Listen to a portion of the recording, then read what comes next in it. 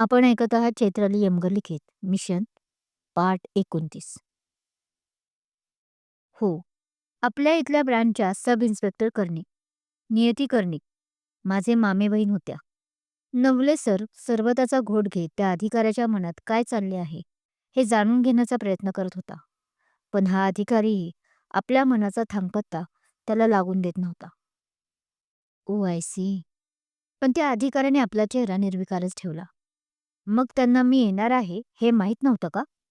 पण त्याची उत्सुकता त्याला कंट्रोल करता आली नाही आणि त्याने परत एक पॉज घेत प्रश्न केला, ज्याची अपेक्षा बहुतेक नवले सरांना ऑलरेडी आलेली होती. त्यांनी हसतच आपले उरलेले सरबत पिऊन टाकले. काय झालं नवले हसायला? मी काही जोक मारला का? तो अधिकारी आता मात्र जाम उचकला. जोकच म्हणावं लागेल ना भाई. इतकी वर्ष जिच्यापासून तुम्ही दूर पळत होता, आज तिलाच भेटण्यासाठी तुम्ही उत्सुक आहात सर. नवले त्याच्या खांद्यावर हात ठेवून बोलला.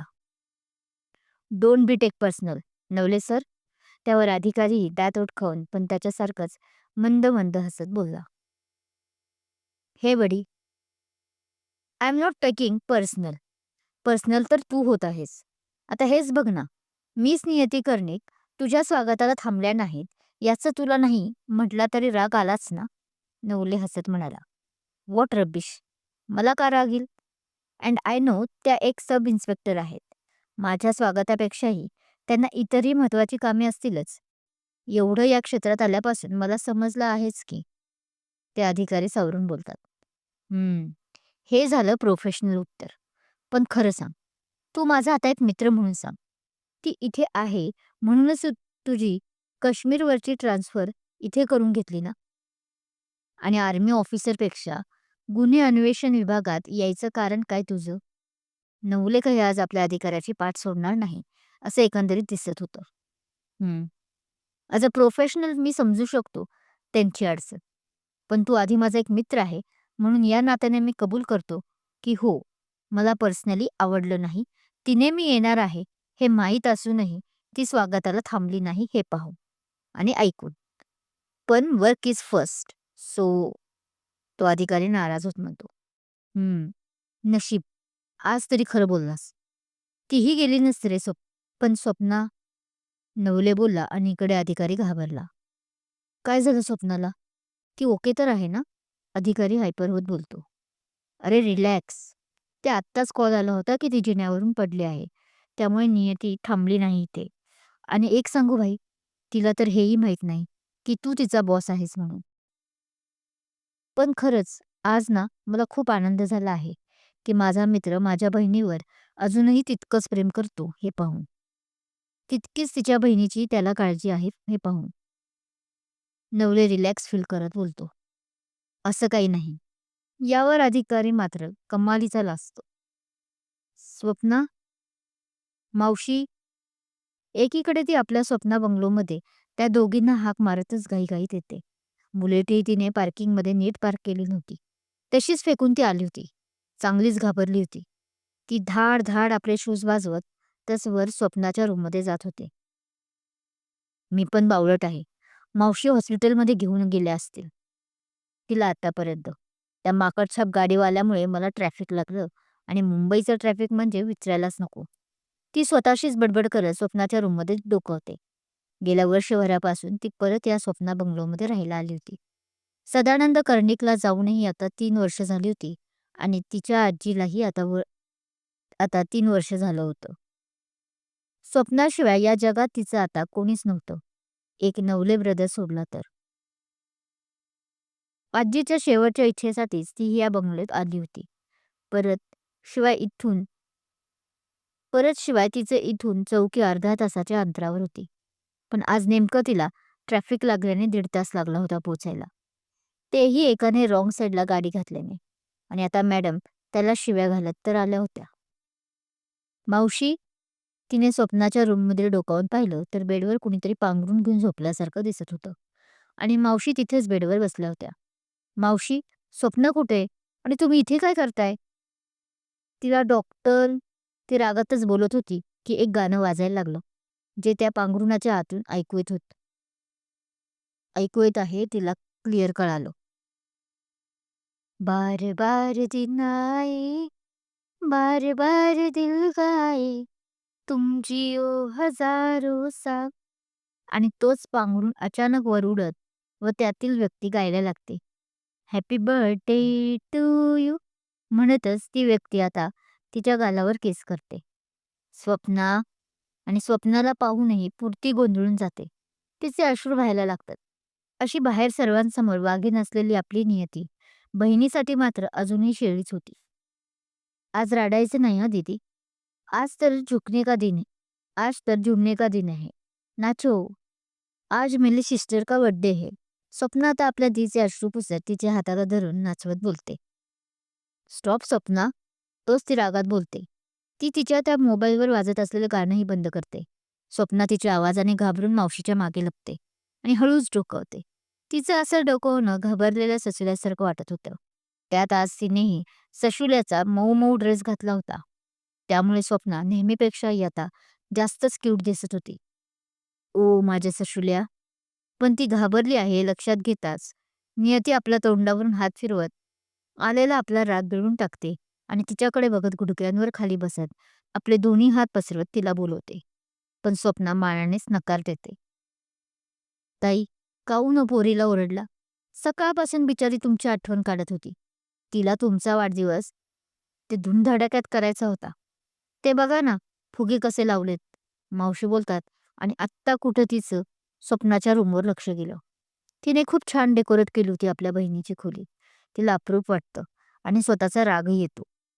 स्वप्नाही त्या घटनेनंतर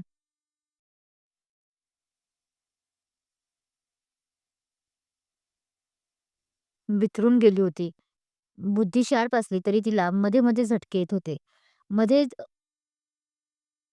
देवामुळे जरा तिचे कमी झाले होते, पण परत देवापासून आता 3 वर्ष ते वेगळे झाल्यानंतर परत तिला हळू झटके यायला लागले होते. त्यामुळे तिने कसंबसं 10वी पर्यंतचं शिक्षण घेतलं होतं. आय एम व्हेरी सॉरी शशुल्या. आता ती तिला आपल्याकडे ओढते आणि आपले कान पकडत बोलते. पण तुला माहीत आहे ना, मला माझा वाढदिवस साजरा करायला आवडत नाही ते. हो दी. पण पण आपण आता ठरवलं होतं ना, ते सर्व विसरून नव्याने सुरुवात करायची. म्हणून मला वाटलं की तुझा वाढदिवस साजरा करूनच का नाही आपण याची सुरुवात करूया. ती भाबडेपणाने बोलते. आपल्या दीच्या कानावरील हात काढत. बरोबर आहे तुझं. ठीक आहे. करूयात आज माझा वाढदिवस साजरा. बोल, काय करायचं? ती हसत स्वप्नाच्या केसांवरून हात फिरवत हसत बोलते. तसं स्वप्ना खुश होऊन तिला टेबलवर ठेवलेल्या केककडे खुणावते. ओके. सो आपण आता केक कापूयात. म्हणत स्वप्नाच्या हाताला धरून टेबलपाशी येते आणि तिच्या हातात चाकू देऊन दोघी केक कापतात. नियतीला आता सर्व माहीत असल्याने तिला आता हे वाढदिवस वगैरेची क्रेज नव्हती. ती एक क्लोन आहे ही गोष्ट कायम तिला सतवायची. शिवाय आपण प्रिय व्यक्तीला, देवाला आपल्यापासून दूर केलं याचं सर टोचायचं म्हणूनच ती गेली 3 वर्ष झाली आपला वाढदिवस साजरा करत नव्हती. तसंही त्याआधीही तिला इतर मुलींप्रमाणे नटावं, थटावं, पार्ट्या करावं, क्लबला जावं, वाढदिवस साजरा करावा अशा गोष्टींची क्रेज नव्हतीच. 1 मिनिट. केक खाऊन होताच तिला आता काहीतरी आठवते. स्वप्ना, तू तर जिन्यावरून पडली म्हणून मावशी तुम्ही मला कॉल केला होता ना? तिला आता आपण इथे का आलो होतो हे क्लिक होतं. त्या दोघी मात्र आता गप्प बसून गालातल्या गालात हसत होत्या. याचा अर्थ तुम्ही दोघी खोटं बोलल्या? तेही माझी ड्युटी टायमिंगला? ती खोटं खोटं रागवत बोलते आणि स्वप्ना हसतच होमध्ये मान हलवते. You naughty girl. तुला तर आता याची शिक्षा भेटणार. असं हसत म्हणत नियती स्वप्नाजवळ जाते आणि गुदगुल्या करायला लागते. स्वप्ना मात्र नो नो म्हणत असते. शेवटी एका पॉइंटला नियतीच तिला उचलते आणि गोलगोल फिरवते.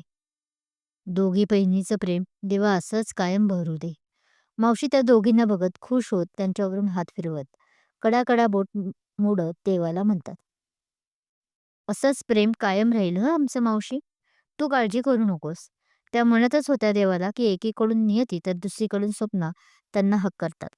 त्या दोघींच्या डोक्यावर प्रेमाने हात फिरवतात. तोच फोन वाजतो. फोनवर भाई कॉलिंग फ्लॅश होतं. तसं ती ओ शट यार म्हणतच डोक्यावर हात मारते. काय ग? कुणाचा फोन आता? मावशी तिला असं गडबड करताना पाहून बोलतात. माझा बॉस, नवले भाईचा.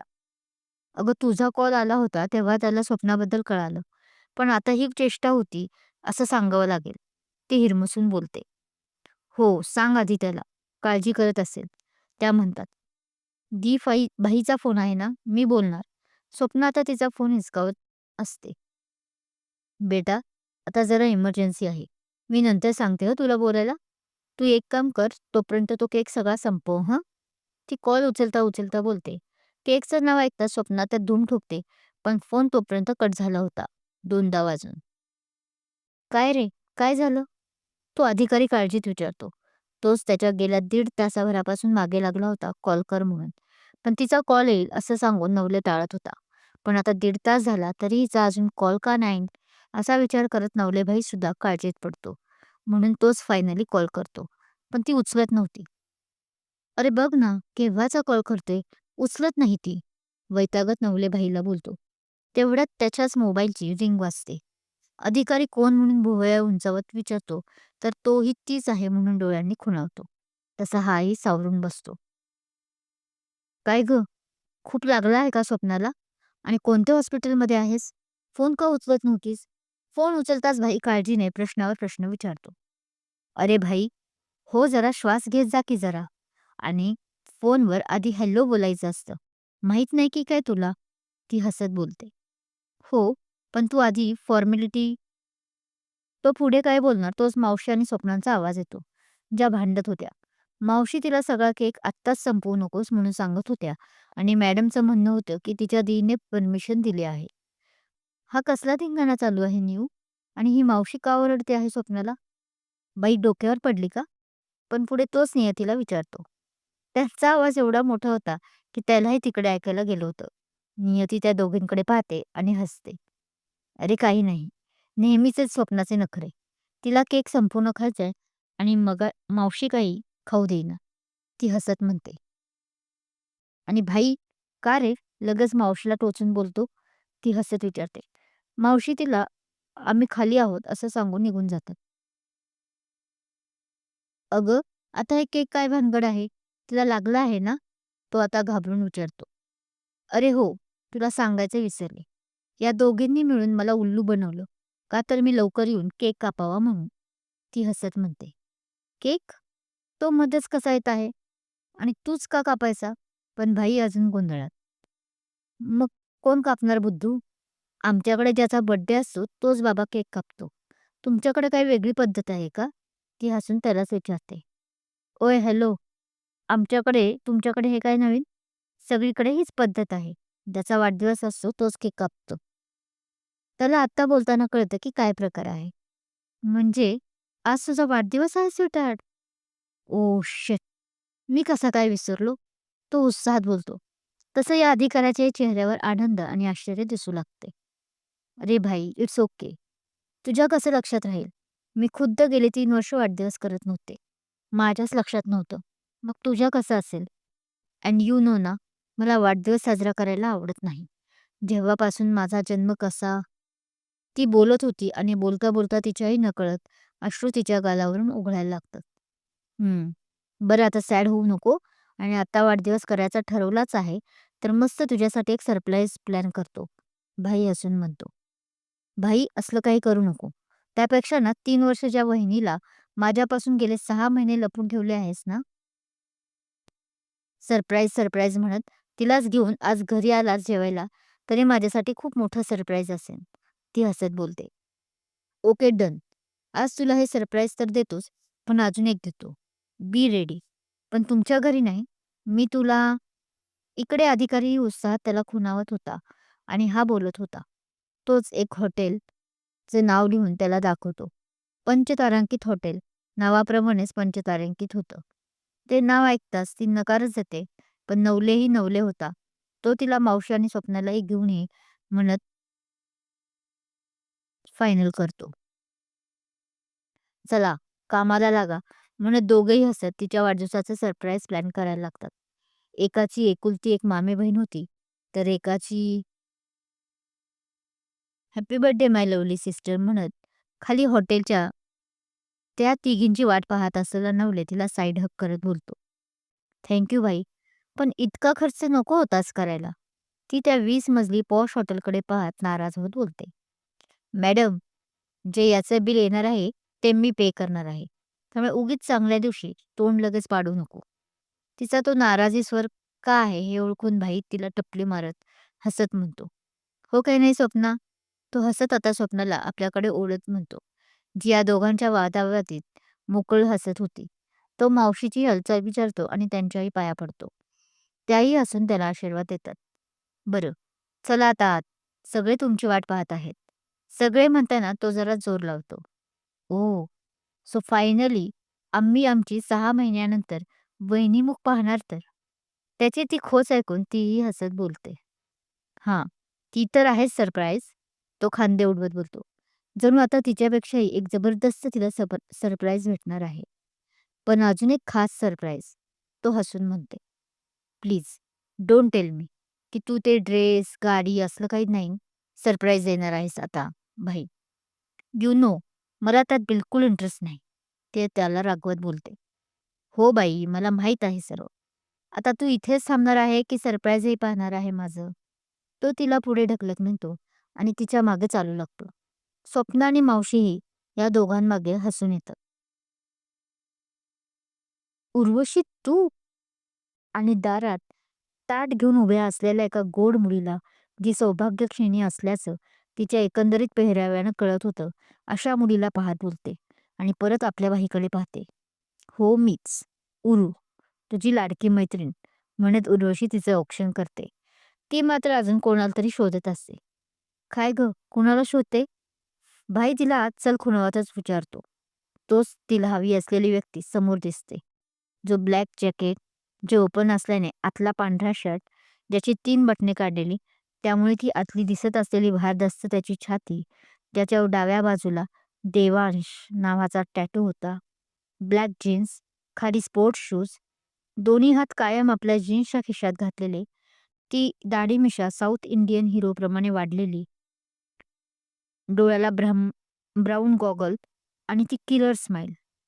सध्या इंडियन हिरोलाही मागे पाडत असलेला देव देशमुख त्या हॉटेलच्या एंट्रन्सलाच असलेल्या काउंटरजवळ उभा राहून तिलाच न्याहाळत होता.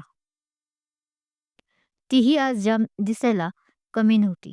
वाढदिवस असल्याने ती वेस्टर्न ड्रेस घालणारी पोरगी साडी नेसून आली होती, अबोली रंगाची, ज्यावर वेगवेगळ्या फुलपाखरांची नक्षी, काळा स्लीवलेस ब्लाऊज, केसांचा मधून पडलेला भांग जो मागे अंबाडा बांधलेला, समोरची दोन्ही बाजूने बटा काढलेल्या, हातातही बटरफ्लायच्या 2 अंगठ्या, छोटीशी कपाळाच्या मध्ये टिकली, मोठे मोठे कानातले झुमके, साडीच्याच रंगाची लिपस्टिक आणि डोळ्यात आयलायनर. आज पहिल्यांदाच ती मावशीच्या हट्टामुळे इतकी नटून आली होती. तो तिच्याकडे देहभान हरपून बघत होता. तीही त्यालाच निहाळत होती. गांगरली होती बिचारी. बस, एकाचीच कमी आहे. गळाच एवढा मोकळा आहे. बस काही दिन. त्यावर ही लवकरच माझ्या नावाचा अलंकार मी माझ्याच हाताने तुला घालणार आहे. तेही सगळ्यांच्या साक्षीने आणि आशीर्वादाने. देव बडबडतो. 3 वर्षानंतर पुन्हा एकदा देवची नियतीच्या आयुष्यात एंट्री. काय होईल? नियती देवला ॲक्सेप्ट करेल का? देवचा राग पूर्णपणे गेला आहे का? हे सर्व जाणून घेण्यासाठी ऐकत राहा नियत मिशन एक चक्रव्यूह. कथा आवडत असल्यास लाईक करा, कमेंट करा, शेअर करा आणि हो, चॅनलला अजून सबस्क्राईब केला नसेल तर सबस्क्राईब जरूर करा. Thank you.